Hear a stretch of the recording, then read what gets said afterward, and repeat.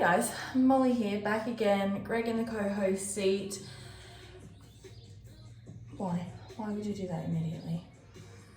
Honestly. Welcome back. Today's episode of Tea and the Ton, we are going to be unpacking episode 2, season 1 of Bridgerton, Shock and Delight. So I guess let's address the elephant in the room first. Yeah, I got bangs yesterday. Even though everyone in my life told me not to do it. I'm really glad I did do it though. So you know what, don't listen to anyone. Live your dreams, guys. Except this kid's happening. Live your dreams, guys, it's gonna be great. I guess that's all I really have to say about that. Greg's already fed up. The tea for today's episode is a chai, which I fully expect to be very inauthentic. So why would you why would you, no.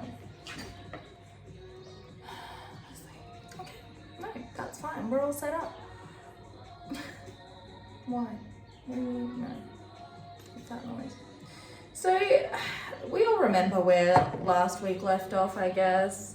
Simon and Daphne are gonna go on their little charade. They're gonna trick everyone into thinking that they've formed an attachment. So today, this episode, I guess you see that starting to take place.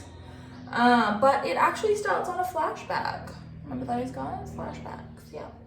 So we see, I guess we don't know who it is at first, but basically it's Simon's birth, which they really went all the way back for his flashbacks, didn't they? We went right back to the beginning. But it is really important because it kind of shows you why, and I love flashbacks. I've said a few times, I really love a really rich character backstory. I'm all about that world building. And this is actually really important. It's very formative to his character and understanding who he is.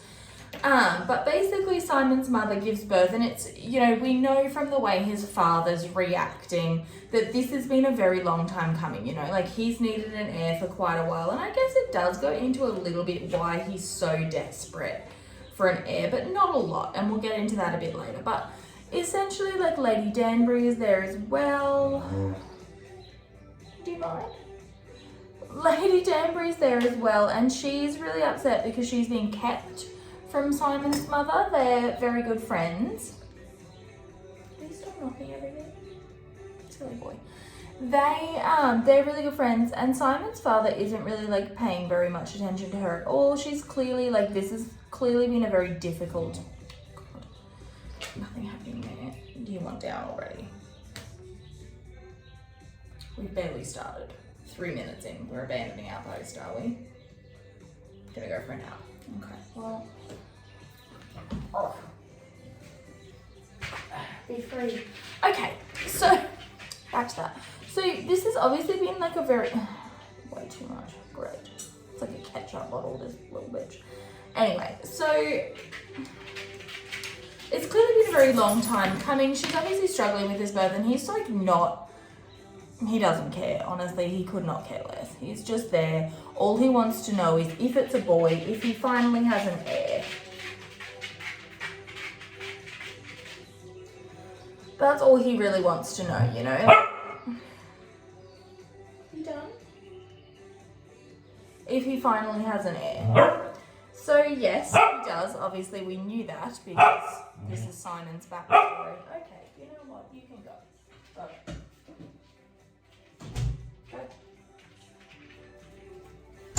He's been evicted. I can't handle that. Anyway, so having a child. So now he's just gonna bark outside the door though. But anyway, let's go on. This introduction's already been far too long.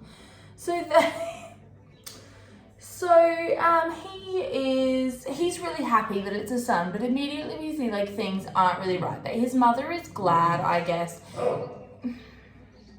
His mother is glad, I guess, because she's finally fulfilled her duty. Like we said, this has been a really long time coming. Unfortunately, she passes away, and you see, no one really cares. No one even really seems to notice, which is really grim. But it does set the scene, So basically all Simon's father cares about is his legacy. And we do see a little bit why later on, but you know, big yikes on that. Like, yeah, it's rough. So the next we see the queen is she's bathing, she's waiting for the goth. Lady Whistledown arrives, and Lady Whistledown's kind of like calling everyone out. She's saying like basically like, oh, well, Daphne's back from her little, you know, like we thought we counted her out, but like, nah, she's back. She's snagged herself a date. Which I don't know where this like animosity is coming from. I really don't. Like, I get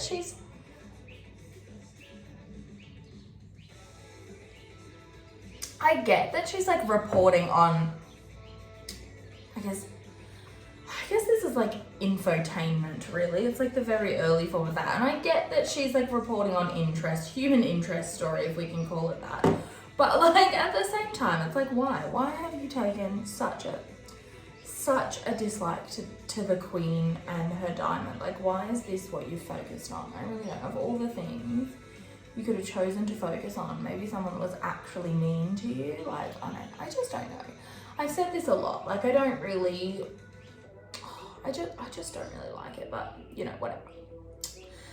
So Simon and Daphne go promenading, and you know, we see first of all, Lady Danbury and Violet are really like patting themselves on the back. They're like, look at this, they're such a hot couple, this is gonna be amazing.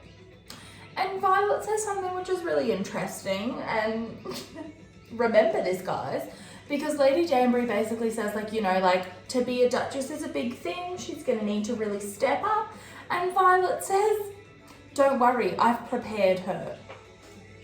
Violet, have you? I think we're gonna see later in the story that Daphne's the furthest thing being prepared for marriage. Like, Violet, babe. You had like one job to do, and yeah, look, not super successful, I'm gonna say. I'm gonna call you out right here and now. Weren't super successful at it. But then we see Simon and Daphne, like they're really talking about how to maintain this ruse, you know, like she's saying, I'm gonna need you at all of these events because it needs to look like we're forming an attachment slowly, you know, like you need to send me flowers, you need to do all of these things, you need to look like you're in love with me basically, or falling in love with me, I guess. And he's kind of like, I don't really think, like, you know, if I was really courting you, I would just slut it up and you would say yes. And Daphne's obviously a little bit taken aback because she doesn't know what sex is, because she's not been prepared. We've immediately called that one out, but anyway. So we then see the Featherington girls, and we'll get back to this later. Anyway, but they're not, like, Simon and Daphne at this point aren't really friends. I'd say they're more like co-conspirators, I guess. They're not friendly. They don't really know that much about one another, and honestly, I don't think they're really interested in learning at this point. Their relationship is a means to an end, you know, but we're gonna see later, obviously, there's some shifts that happen. I think, you know, the Featherington girls, we see them next. They're a bit shook because they've somehow found out that Marina's pregnant. So they found out Marina's pregnant, and they're a bit concerned because this is a big theme of the episode. They don't know how it happened, and they're worried the same thing's going to happen to them. And Portia really encourages this misinformation in a true show of sex education, and she tells them, well, you better stay away from her because it's contagious. Can you imagine if that was true? Like, wild. Anyway, imagine if that was how pregnancy occurred. Like, one person got pregnant and then we all did it, like COVID, you know, like, it's kind of a hilarious thought. But anyway, so Eloise, we then see Penelope and Eloise together, and this is, I don't know, rewatching this, knowing what you know about Penelope is a really interesting thing, because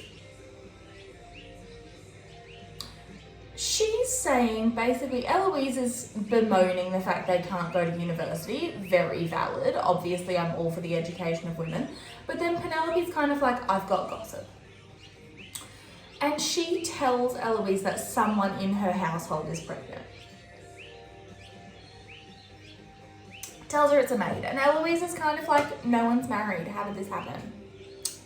And they're both kind of a bit shocked and confused, and they want to find out like how this happened so it doesn't happen to them. But like, so Penelope doesn't know, and like, I don't know, her like writings as Lady Whistledown are quite like pointed, particularly in season 2, though I guess she knew in season, I don't know. I just don't know. It's a bit of an odd storyline. And I guess, of course, they don't want you to automatically assume that Penelope is Lady Whistledown, even though I put it together in about episode 3, I think, of my first rewatch, but of my first watch. But anyway, so they do, so I guess they're like, you know, they're padding it a little bit, I guess, but it's a bit odd. It just feels a bit odd to me, I guess, is where we're at there. So Violet's really excited, I guess, we see next. She's really excited that Daphne has caught Simon's eye, and she's pretty much like, this is a done deal. We're done. We've got him. We've found him. That's the love of your life, babe. We're done. And Daphne's kind of like, oh, but what if it isn't, you know? Like, what if he's not? And what if it's someone else? And I think I should still entertain all these other people. Violet's not having it. She's not interested in that at all. She's like, our work here is done. Because, and I guess because she's set it up and she's like, we're done. I've picked perfectly. Yeah. You know, interesting. Eloise then marches in and she asks where babies come from. And this is, I think, one of my favourite, like, Bridgerton family scenes, definitely of this season, because, like, everyone is just absolutely shocked. Violet's kind of like, what has brought this up? Sit down, do not ask any questions. Benedict and Colin are absolutely mortified, and like true brothers, they're like, we are not discussing this at all. Like, I would rather die. Daphne's intrigued.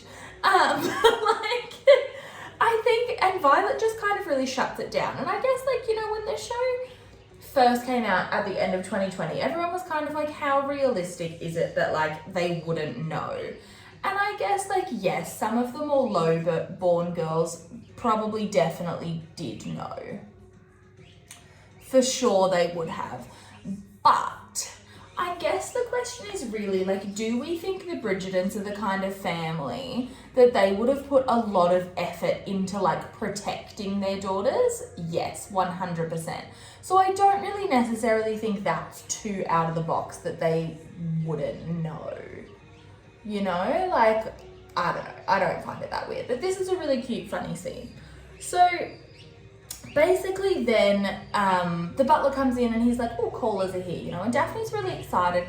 Violet's a bit kind of like, we don't really need to entertain these guys though, because like you've already caught Simon. And again, Daphne's kind of like, but it doesn't hurt to have options. Like, I'm playing the field, mum, don't tie me down, you know? Yeah. So their plan's definitely working. You know, their plan was basically that once people see that Simon's interested, they'll wonder what they missed, you know, and they'll take a second look. And like, I hate to say it, but like, that's kind of men, you know? So their plan's working. Anthony, unfortunately, is annoyed because we saw at the end of last episode, he has arranged this relationship with Nigel Burbrook. I think the question truly, do I, you know, obviously I don't think Anthony should have been so heavy-handed with this. And obviously Nigel Burbrook is possibly the worst choice he could have made in arranging Daphne's marriage. But I don't know, I think it's kind of like, and Violet's like surprised that he's arranged a marriage, particularly to Nigel Burbrook. She's kind of like, no. But Burbrook's annoyed because in his mind, this was all sewn up, and Anthony's annoyed because he looks like an idiot now, basically, is where we're at. So everyone's annoyed at one another. Violet's annoyed that it's Nigel Burbrook. She's like, no. And Violet's basically like, but she's going to marry Simon. And Anthony says, this boy, he spends this whole first season being an absolute fucking moron. But he says, you know, like they've danced a few times together at a ball. Doesn't signify anything. Those are really strong words from a man who gets fuck struck over one dance next season. Anthony, let's remember these words, but anyway, he's not going to. So he storms out. He's dismissed all of her suitors and he storms out and he's going to find Simon. So we then get introduced to Simon's friend Will Mondrich. How they met, we don't know. At least at this point. And they're boxing. Mondrich is a boxer. Simon's boxing. Anthony steps into the ring, very ill-advised. Like, that's not a man who's used to fighting people with little white trousers. Like, a mistake. But anyway, he steps into the ring and Anthony's kind of like, look, I like you, you're my friend, but because you're my friend, I know the kind of man you are, and sisters before misters, no sluts for Daphne. And Simon kind of implies basically like, you know, if you were really that interested in your family legacy, you wouldn't be marrying out to Nigel Burbrook, basically. Like, he's trash, boy. Take a second look. But basically what this scene sets up is a discussion for Simon, or like, you know, I think we're supposed to believe that these flashbacks are his thought process as he goes through this episode, you know. So basically this sets up a discussion of family legacy, you know. And we see Simon, he's a little bit older, he's 4, I think, 3 or 4. And he's not talking, he's not speaking, and his father's obviously, you know, a little bit concerned about this. And the nurse is saying, you know, like, he's a bright boy. Like, he can write, he can read. And his father's basically like, that doesn't matter if he can't speak. Like, none of it matters, which is very ableist of him. But, you know, we've got bigger fish to fry here. We've got way bigger fish to fry, you know.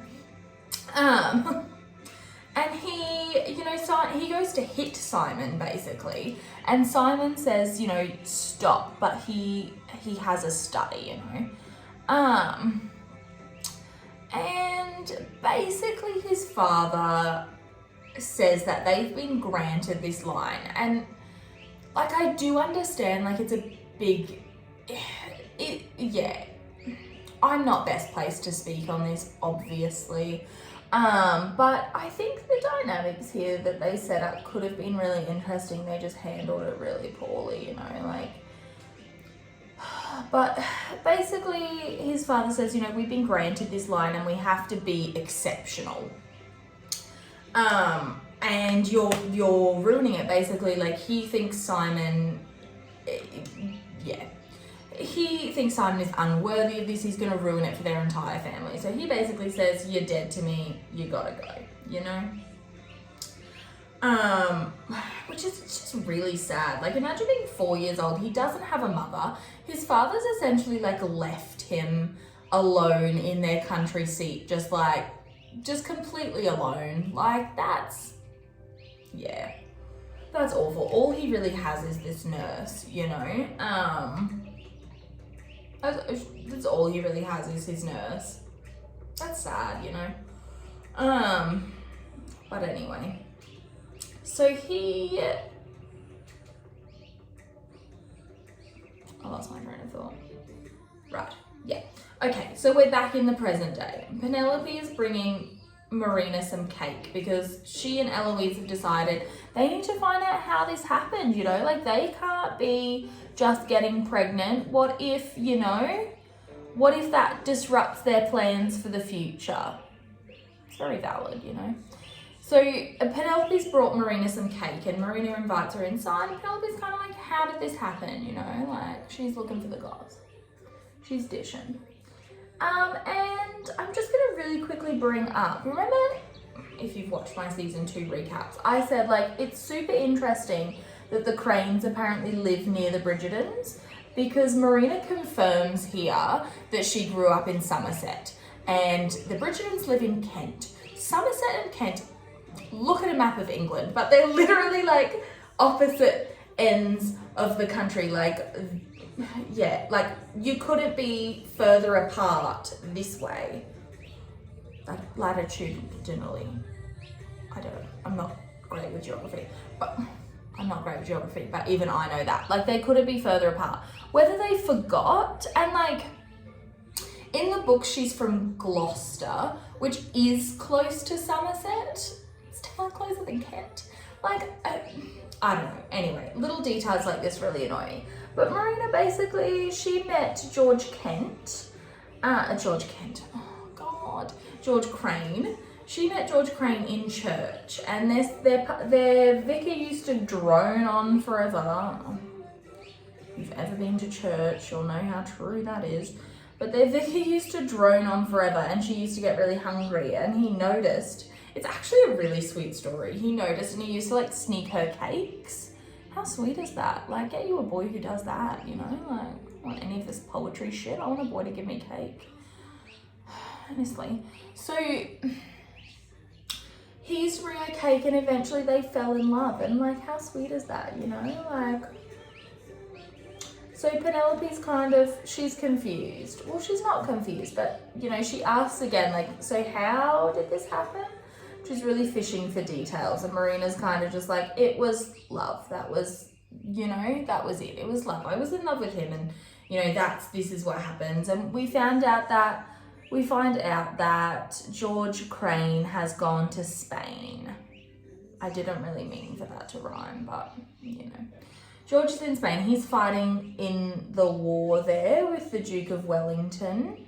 And it's really interesting, I think, because like, we see even again in like the Bridgerton series, the eldest son never goes off to fight. Like, not if you have a title to inherit. It would have been Philip Crane that went off to fight, but for some reason, I guess for plot, that's not what happened in this situation. So, yeah, for plot, no, you know. So George is there, and she says, you know, he's still writing to me, basically. Like, they're still very much in love, and she hopes to one day run away with him. Which is beautiful, you know? And it does, like, Marina has such a sad story. I would have rather they not showed it to me, because one, I think it brings up a lot of really uncomfortable dynamics for characters that you're supposed to want to root for later in the series, and now, like, I don't know, it's a whole thing. But moving on, the Queen is bored, so she writes a letter to Violet, and she's like, let's have tea, babes. And everyone's really excited about this, you know? And Daphne's kind of in her I need to get rid of Burbrook mode, and everyone's like, you really do, that is dead weight, babe. Like, what are we gonna do about this situation? Yeah. There's a lot of like weird little like really short scenes this episode that are just like 5 lines, and you're kind of like, okay. Like, I guess we're still in story setting up mode, but like, it is, I don't know, it feels a bit weird. So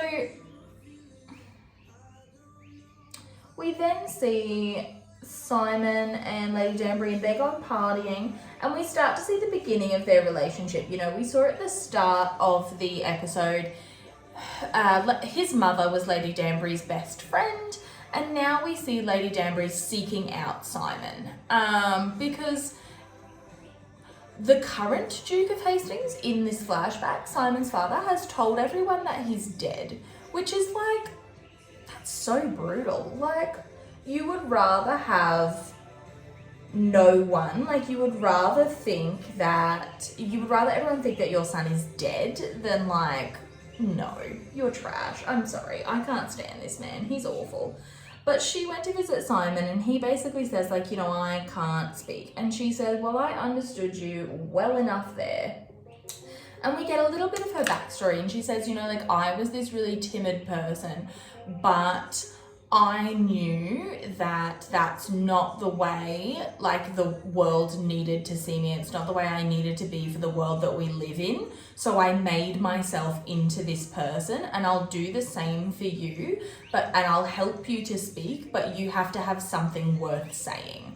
You know, like, she's basically saying, like, you need to be worthy of the effort you put into yourself when you're done. And that's like, it's actually actually a pretty good message from this show. You know, like you can do the work and you can do it, but like after that, you have to be worthy of the effort you've put in and the effort that other people have put into you. But it also kind of sets Simon up to this ideology that he needs to be perfect to accept love, you know, like even that little message there, even from Lady Danbury, who up to the point of his marriage is really the only person that has kind of loved him unconditionally, you know, like even from that, it's setting up this kind of like, you need to be perfect or nothing. You can't be ordinary, you can't be average, and you can't expect people to make up for those things if you're not going to do them yourself, you know?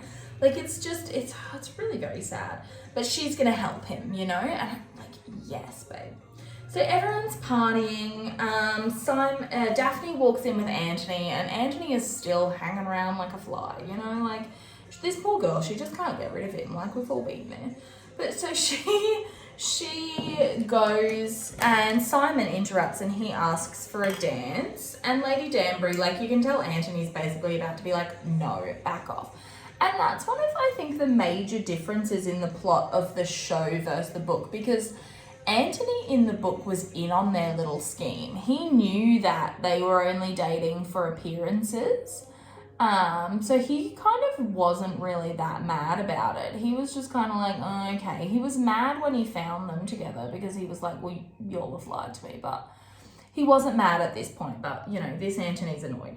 So they're dancing, and like I said, like, they're not really friends. It's kind of a very transactional relationship at this point, wherein Daphne's like, well, this is what I need from you, because we need to scare off Nigel Burbrook. Like, we need to let him know, because Violet has kind of said, like, if he won't accept that you're not interested, when he sees that the Duke is interested, he'll back off because he's a Duke, essentially, you know, like, Violet's kind of like, babe, he's a baron. He's not going to be pushing his suit when he knows that someone else is interested. Okay? It's mini true, you know? It's not really, but anyway. So, yeah, but there's kind of like, you can tell there's like ripples of tension in their relationship. Like, I think it's obvious they're like attracted to one another at this point, but they don't really like one another, you know? Like, they're not friends. So Anthony gets annoyed seeing this, and he sends Benedict off to dance with Daphne. Weird at a society event, but you know. So he sends Benedict off to dance with Daphne. He's like, go and dance with your sister because I said so, get out of here. And he then decides to, well, he goes after Simon pretty much. And immediately, like, Anthony's like, we said you were going to stay away from Daphne. And Simon's like, you said I was going to stay away from Daphne. I didn't say anything about it, boo. But Burbrook interrupts, you know, and he says basically like, what gives? Like, you said, I'm willing to restate my intentions and I hope that you'll honor our agreement, basically. Like, you're a man of honor, you'll accept that we had a pre-standing arrangement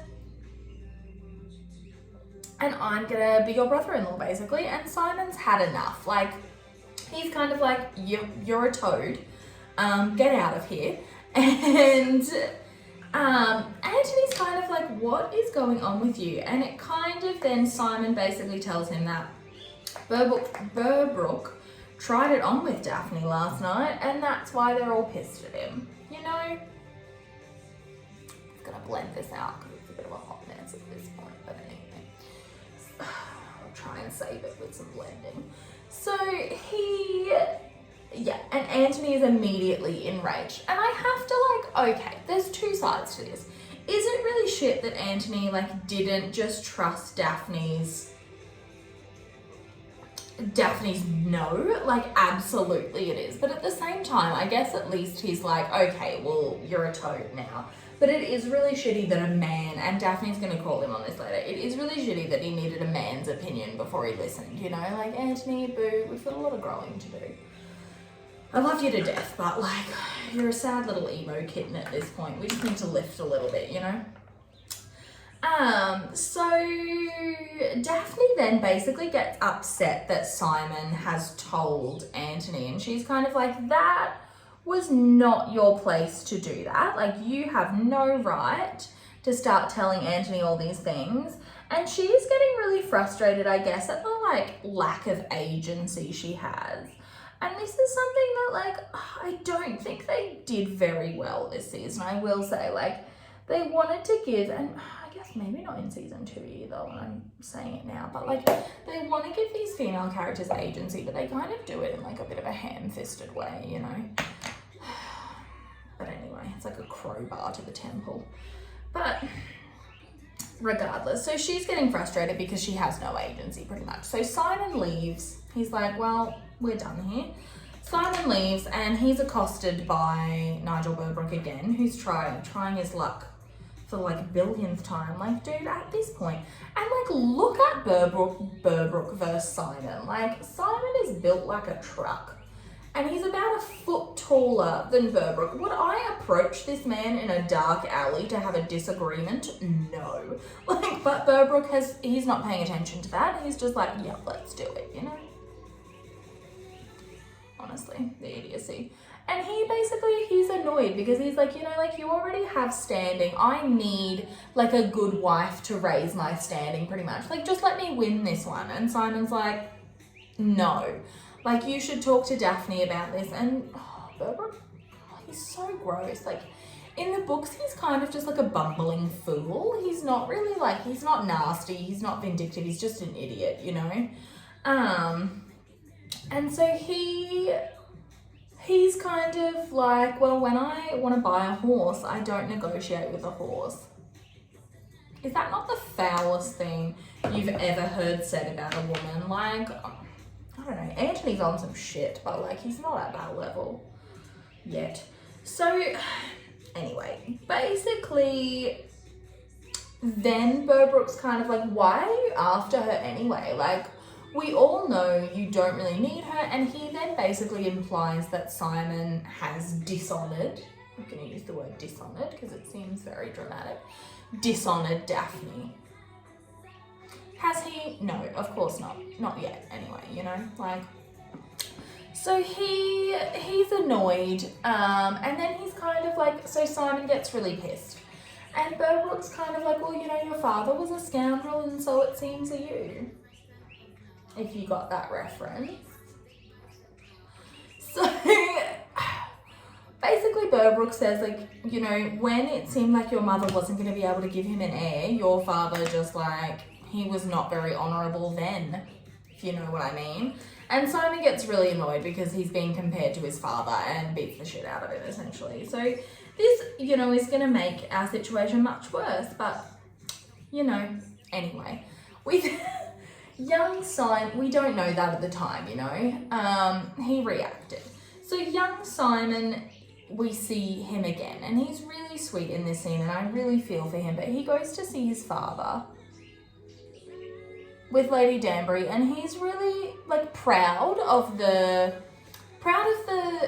like strides he's making, I guess, you know, like he's much more confident in himself, and he says, like, you know, basically like, I can ride and hunt and shoot and I do all of these things really well, like I'm really bright. And he's kind of like, it's really sad, he's begging his father to love him essentially, or care about him in any way, like show him any kind of emotion. And he gets nervous and he starts to stutter again. And his father's basically like, no, useless. You're as useless as your mother was. And basically you're the worst thing that's ever happened to me. You're going to ruin this entire family and I don't want to watch it. So get the hell out of here, pretty much. Could this man be a worse father? I don't know. Like, we see a lot in the Bridgerton series. There are like 2 Bridgerton spouses that have like good childhoods. You've got Kate, which like in the show, even hers is questionable.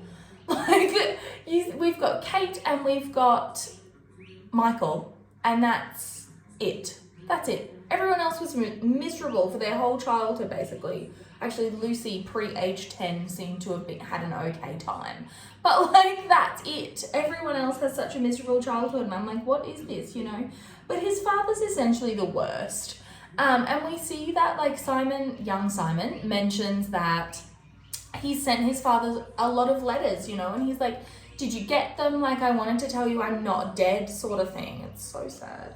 He's like, I wanted to tell you I'm not dead, and I wanted to like tell you, you know, keep him up to date and tell him that he's trying, and like he's trying to be the person his father wants him to be, and his father's just not interested. We see then in the future he hasn't even opened any of Simon's letters. He's just left them. Like, this man, he's trash. I'm sorry.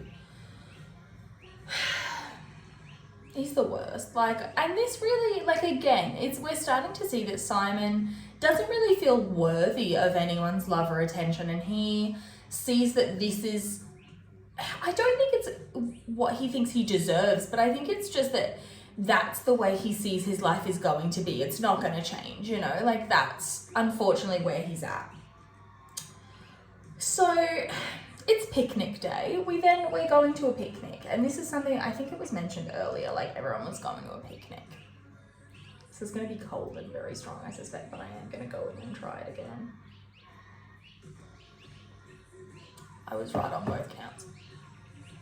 But so, and Lady Whistledown's kind of got everyone talking about the fact that Daphne is still being courted by Burbrook, even though Anthony has, to his mind, 100% dissolved this connection. He's like, you are not getting anywhere near Daphne.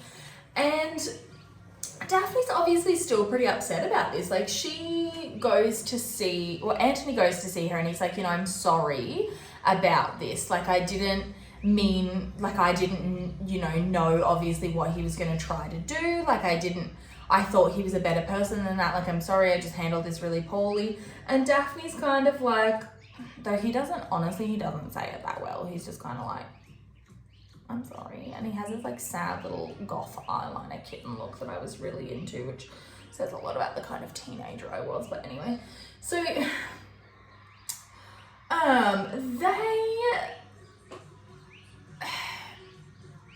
where was I? Burbrook arrives, but Simon arrives, and he's kind of, Simon arrives first, according to my notes. Yes. So Simon joins them, and Daphne ditches because she's basically just read Anthony to filth. She's like, you know, why did you only listen when a man told you? Like, I was telling you I didn't want to do this. Why didn't you respect me enough to take that on board and you know, like, not get me engaged to this half-wit, essentially? And this is really like Anthony's true storyline this season. I think it's him starting to take on more responsibility and him realizing he needs to be responsible for his family in a way he hasn't been so far, but he's also learning respect for women, I guess. But like, he has his own, there's a lot of, you know, he's struggling with toxic masculinity a lot, I think, and that it really starts to unravel towards the end of this season into season 2, I guess. Like, we're setting up his arc so that he can be ready for that, I guess, you know. But Simon joins them, and Daphne's basically like, why did you attack Burbrook? Like, she can tell what's happened as soon as she sees the two of them. And they're kind of like, you know, they're still playing this little game of like, we're not really friends, we're not, you know, but she really plays herself because their eyes meet, and, you know. And Daphne's basically like, you know, like, I want to get married, I need to get married for one, like, that's how my life's gonna work. But you don't want to get married, and Simon kind of says like, well, you know, if I had to get married, you wouldn't be the worst option, which, like, be still my beating heart, the romance of that, you know. But he says, like, this is irrelevant because you want to marry for love, so you're never going to fall in love with me. Famous last words. But anyway, Burbrook rolls up and he is ready. He's announcing to everyone he's got a special license and they're going to get married in 3 days' time. And Anthony's like, fuck you are. And even Violet's kind of like, okay.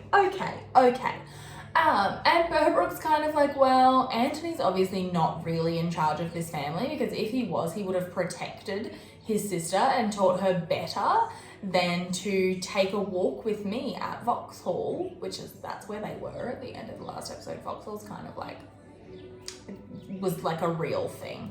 So he's basically like, because, you know, anything could have happened. And he's basically saying he's going to tell everyone that he dishonored her, which, like, why is that a good play? I don't know. But everyone would have believed him, obviously, because no one believes women, as we've just learned in this episode, you know? Like, women don't really have a lot of power here. So he's basically saying, like, you know, we're going to get married because otherwise I'm going to tell everyone that she's a tart. So they don't really have a lot of options at this point. Anthony's really pissed, and I think, like, more than anything, his pride is a little bit hurt because he's kind of like, I've really fucked this up. And he thought better of himself, I guess. So his pride's a bit hurt, and he's like, I'm going to duel him. Anthony's first reaction to everything, I'm going to duel him. And his mum says no, so he doesn't do it. But Violet's basically like, you've got us into this fucking mess. And she's really ticked. Daphne's just resigned herself to the fact she's going to have to marry Nigel Burbrook now because basically, and you know, the reputation of their entire family, which, like, by the end of this series, the Bridgertons are going to be like hanging on by a thread. If they have any more scandals, like, I don't know, hey. But so Daphne's resigned herself to the fact that she's just going to have to marry him, you know. And we see, you know, this next scene, Violet and Daphne, and Violet's kind of like, you know, I know this isn't what you wanted, but, like, there'll be children to love, and there'll be other things. Like, you want to be a mum, you can still do those things. Like, you know, companionship isn't all that marriage brings, you know, it brings you freedom, and it brings you children, and, you know, and Daphne kind of says, it's really interesting, I think, here, because this is the first time you see that she and Anthony have had, like, really opposite reactions to Edmund's death. Like, Daphne saw it as, like, when their father died, obviously she was devastated about their father, but she saw, like, the love that Violet kept for him still, and she saw it as really romantic, whereas Anthony saw it as really tragic, you know? Like, he saw it as Violet's suffering, whereas Daphne saw it as something, like, really romantic, I guess, and eternal, you know? Like, and she was kind of like, that's what I want. I wanted a connection like that, and now, like, I'm not going to get it, obviously. And Violet's like, yeah, that fucking sucks. I wanted that for you too. But here we are, because Anthony's really cocked this up. And look, he has. I'm not even going to defend him on that one. Though, yeah. Burbrook was a bad choice, babe. Like, literally anyone but him. I don't know. Anyway. So we then see, and this is, again, one of these, like, odd, short little scenes, but Benedict and Eloise, and I guess we're setting up their plots for the rest of the season, because we haven't really seen much from them yet. But basically, Eloise is sitting there, and she's having a smoke, and Benedict comes in, and we kind of see that there's this, like, camaraderie between them in the fact that they want something different. And in a lot of ways, the series uses, the show particularly, uses Benedict and Eloise as foils to Anthony and Daphne. You know, like, Anthony and Daphne are staying the course. Essentially, like, yes, Anthony's got his mistress, but, like, a lot of, like, lords and, like, not ladies, but, like, a lot of, you know, noblemen, gentlemen, I guess is the word I'm looking for, did at that time. So that's not necessarily anything out of the ordinary, but they're staying the course, and they're like, you know, family, duty, honor, etc. And Benedict and Eloise are kind of like, you know, I think I want something more than this. Like, I don't want to be stuck in this society. And, you know, it's kind of, again, where that scene leaves it. But, we then see Violet's resigned herself, but she's got to go to tea with the Queen. And this is, you know, it's kind of interesting, I guess. The Queen is basically saying, like, I gave your daughter my favour. And she does it through a thing about Mozart. And I don't know if this is true about Queen Charlotte and Mozart. I forgot to Google that. I'll have to. It wasn't in Amadeus. But so that's a movie about Mozart if you haven't seen it. I thought it would be like a little music joke. I regret it now. But so that she basically says, like, I gave your family my favour, and you're disappointing me, essentially, because you're going to marry her to this simpleton half-wit who everyone hates. And that's not, like, really a good match for Daphne, honestly. It's not, like, 100% it's not. But they're, you know, she's kind of like, you're disappointing me, and that would have repercussions for your family, essentially. And Violet kind of clocks, because the Queen has said, like, the Brimsley, her, like, I guess he's like her butler, private secretary, I guess, I'm not really sure, it's not defined, but he loves to gossip, and she notices him standing, like, talking to her housekeeper, and Violet's like, I've got a plan. So unfortunately this plan means that they're gonna have to, unfortunately this plan means they're gonna have to deal with Nigel Burbrooke's mother, who's, if possible, perhaps even worse than he is. She thinks that he can do absolutely no wrong, and as we've already seen, he's a toad. But she's basically like, you know, I only had one child because I got it right the first time, and Violet's just kind of like, God, I'd be stuck with Anthony.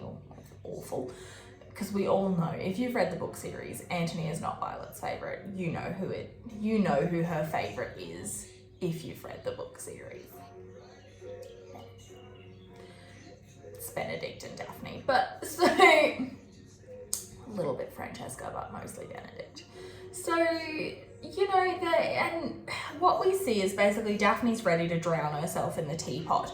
But meanwhile, the maids are downstairs and they're kind of like gossiping, and it unravels after Lady Burbrooke leaves that Violet has, you know, gotten the maids to get information, because who's closer to the family than the staff, I guess, you know, like they know everything. They're there when you dress, they overhear these things, and it's a really interesting thing, I always think, in like Regency times, or I guess any time that do people still have servants? I don't know, I don't think so, but like they kind of act like the help's not there at all. Like they'll just discuss anything openly in front of the staff, and like, I don't know, if I was a maid, I'd be watching it like a TV show, you know, I'd be like, oh my God, I would be telling everyone everything. My household would have no secrets. Like I'd have told everyone, because I love watching things. Like I'm not necessarily going to be like, oh my God, look what such and such said about you.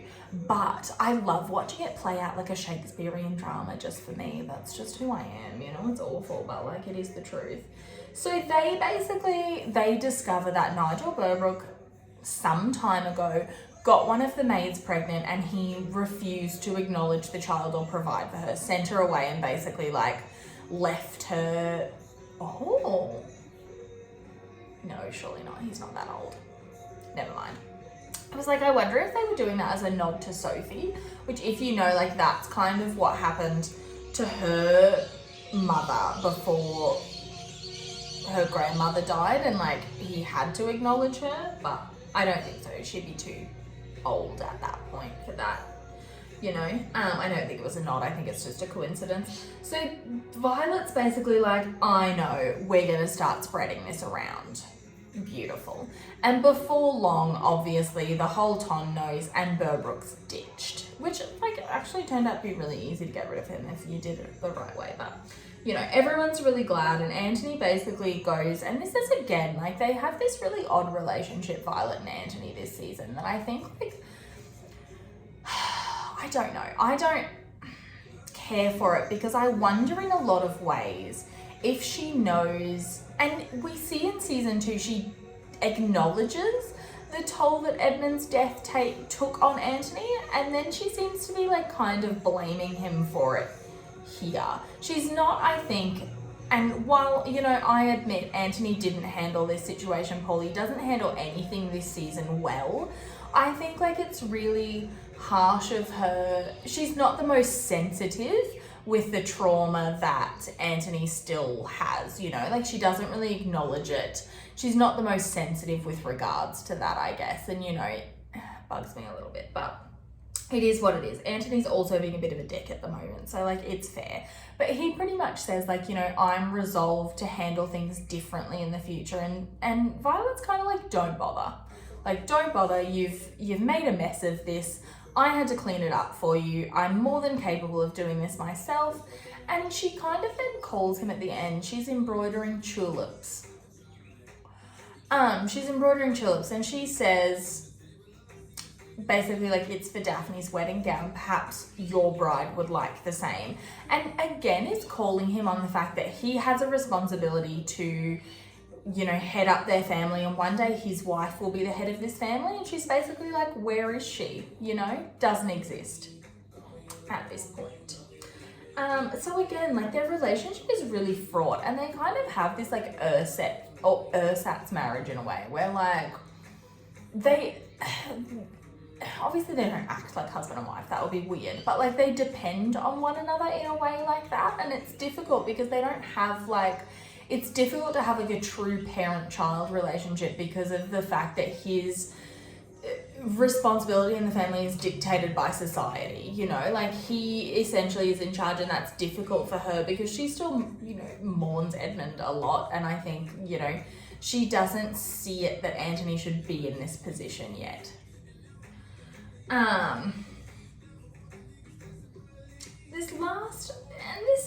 I don't, like, in the book, Eloise and Daphne don't really interact that much, honestly, but they don't have like a very contentious relationship, and I do think that the Bridgerton TV series has a real issue with its female to female interactions, like genuinely it does.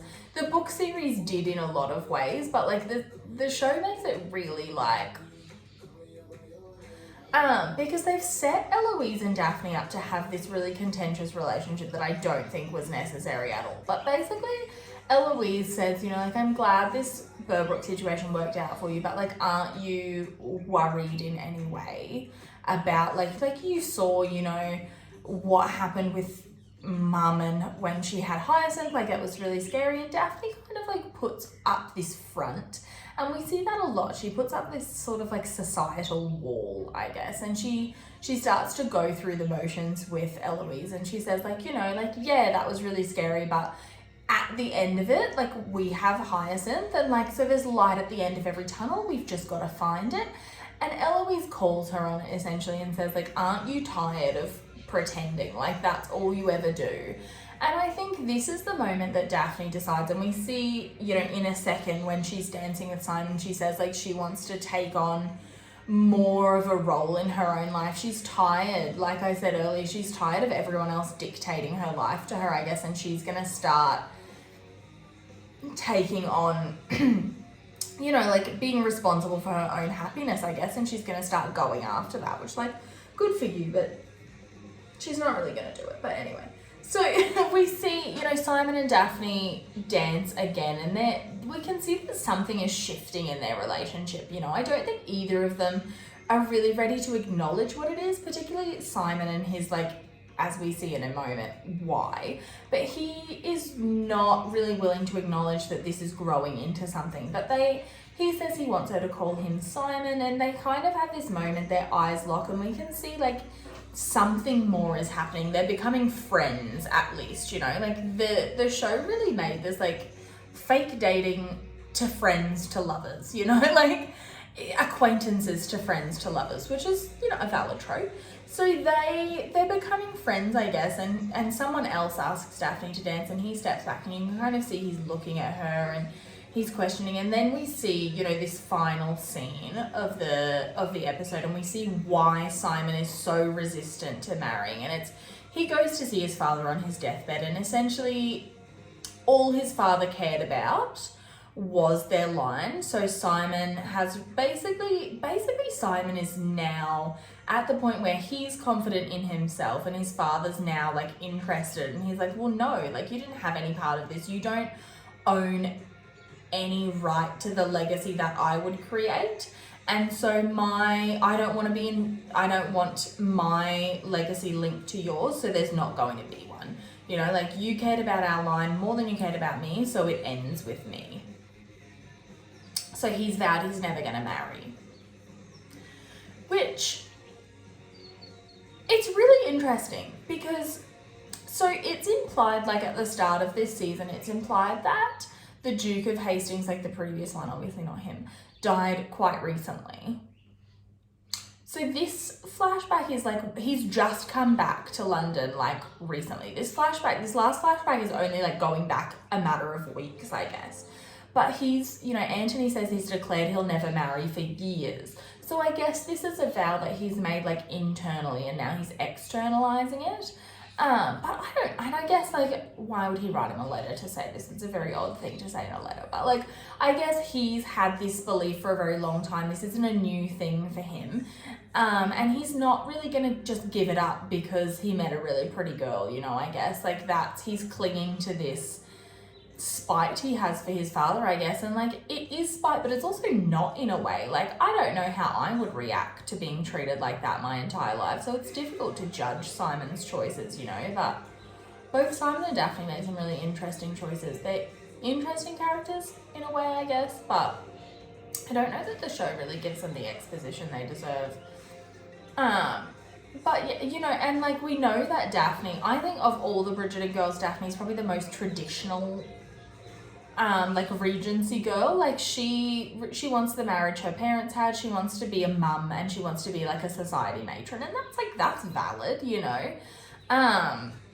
And there's, like, a different, you know, each of the Bridgerton girls is a very different type of woman, I guess, and Francesca, I guess, is a bit more similar to Daphne, but not in a way as well. A little bit interesting, but I guess grief kind of shapes her a little bit more than it does some of the other people. I don't know why I'm talking about this now, anyway, probably because we're never going to get a Francesca season, let's be honest.